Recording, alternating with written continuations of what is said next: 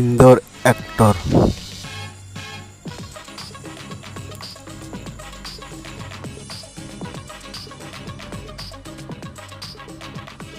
সেদিন গধূলি ক্ষণে পাশে বসে একসাথে চেয়েছিলে তুমি কিছু বলতে।